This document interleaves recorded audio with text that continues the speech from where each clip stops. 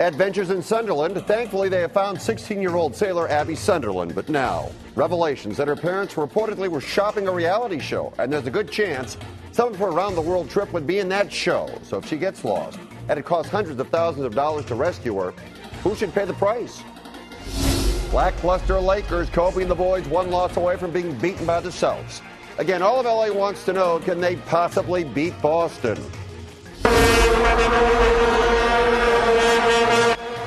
And silence of the horns. Some people are fed up with the ever-present noisemaker at soccer's World Cup. They want him banned. Could it happen? All the stories people are talking about and everything you need to know right now on The Filter.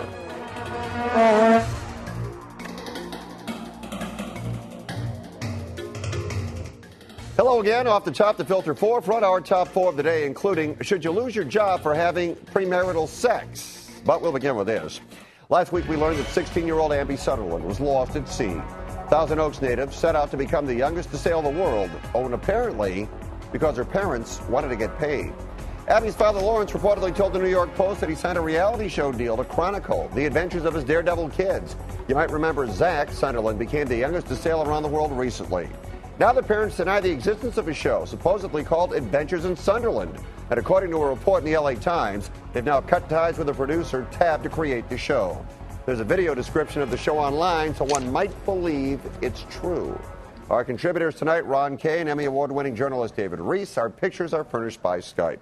And David, I'm going to start with you. If the parents were peddling a reality show, and as part of that show, their 16-year-old daughter became endangered and lost at sea, what, if anything, should happen to the parents? Well, I mean, here's the thing. I'm glad she's okay, so let me just say that. I mean, that's the main thing. But here's the reality. I don't want to pay to rescue her when it was her parents' idea to send her on this adventure to begin with. And that's the bottom line here, is that, you know what, even if they don't have this reality show, which, by the way, the LA Times makes it sound like they cut ties with this production company that was doing this. I actually understand it may be the other way around. The production company may have backed out of this because they didn't like the way this was all going down. But whatever the case, they're not getting their money for this reality show, but they still have sponsors. And this whole boat thing was still paid for by a lot of other sponsors. They need to pony up the money to rescue Abby. This should have been a contingency, This is a possibility. This is an inherent possibility in this whole escapade. Didn't turn out the way they wanted. I don't want to pay for it. So I do have an issue. What should happen to the parents? Need to open their checkbook. I think I'll leave it to somebody else who's smarter than me as to whether or not parents need to be punished for this. But do the parents need to pay for it? Absolutely. Ron, they're saying it's $300,000. That's how much it cost to rescue her. What do you think? Well, I think they could have made a ton of money if she'd have done the job, dead or alive, I mean, talk about child endangerment. This isn't an adult. She's not responsible for her actions. Her parents are. It was one thing when the boy did it. He was old enough to vote, old enough to serve in the Army, responsible for his own actions. It was quite thrilling to see him do it. But this was crackpot from the beginning. These people are pretty far out. The neighbors describe them as reclusive. They're homeschooling 7 kids with an 8th on the way. I guess they didn't really care if they lost one of them. I mean, it's really shocking. It's been shocking from day one. And yes, I think David's absolutely right. Your heart goes out. The girl was rescued. She's in good health from all accounts. But this was way over the top. And I don't know what these people are doing in a sedate place like Thousand Oaks. Well, they got to live on the edge somehow. Apparently, this is how they're doing it. I guess so. Okay, let's go. Over the last year, we've chronicled the rise of the lunch trucks in L.A. It's a phenomenon that's been profitable and continues to grow. But soon the lunch trucks might be closed for lunch. Councilman Tom LaBonge proposed a pair of motions to look into the lunch trucks. Instead of allowing them to park at meters for hours at a time, Councilman wants to restrict them, forcing them to use special zones for catering trucks, and potentially limiting the amount of time they can stay at one location. As you can imagine, lunch truck owners' outrage. There's already a Facebook page calling Los Angelinos against LaBonge. Are the lunch trucks that big of a problem, or as long as they're abiding by the law, should they be allowed to do business wherever they please, Ron? Well, maybe Tom is ready to go out to Thousand Oaks and retire. I mean, he is so out of the loop. He doesn't understand anything that's going on. It's hard to believe he lives in the same city. If you look at these lunch trucks, they're doing a booming business, providing a valuable service, employing thousands of people. A lot of these things, I mean, the Kogi trucks are are famous and fantastic, but these provide an important service. And I just don't understand the mentality.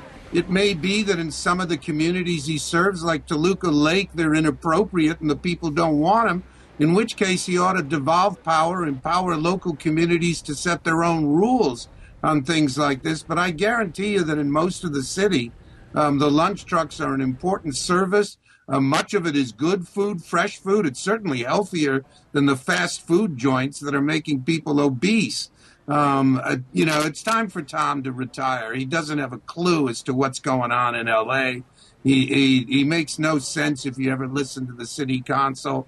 And this one is so over the top. I can only assume a contributor who's given him a lot of money objects to it in front of their house or near their neighborhood. Bam. That's exactly what this is, Ron, is that he knows exactly what's happening in L.A. He is pandering to one of his big constituencies, which are the restaurant owners. They're the ones who really don't like these lunch trucks. And let's face it, if you don't like something, what can you do to get rid of it? Let's zone it away. Rather than competing with these restaurants or with these lunch trucks head on by offering. Yeah, well, David, I was going to say, the issue here simply is restaurant owners say, wait a minute, we've got the overhead, we've got insurance, we've got to pay people. Our costs are so extreme that there is no way that you should allow these lunch trucks to park directly in front of our restaurant. You're killing us, and you're giving them an opportunity. Well, isn't that what it's about? This is America. That's right. This is America, and this is their right to do this. They're just competing, and the restaurants don't like it. You know what? If you don't like it, maybe the restaurants need to bring down some of their overhead and some of their costs. But, here's another analogy. TV stations having a real hard time. Newspapers, too, having a real hard time because the Internet has come along and given people another chance, another place to get their news. So why don't newspapers and TV stations just get together and let's try to zone away the Internet then? Just get rid of it altogether. I think they're trying to do that, David. Well, that's what Tom LaBonge wants to do. The city does a terrible job of collecting taxes from these trucks for payroll taxes and gross receipts tax, as they do for all kinds of businesses. If they want to even the playing field, treat everybody the same. Yeah, and I'll agree with that. I mean, if you want to level the playing field, that's fine, but you just can't outlaw your competitors. That's just un-American. I agree with that. All right, let's go.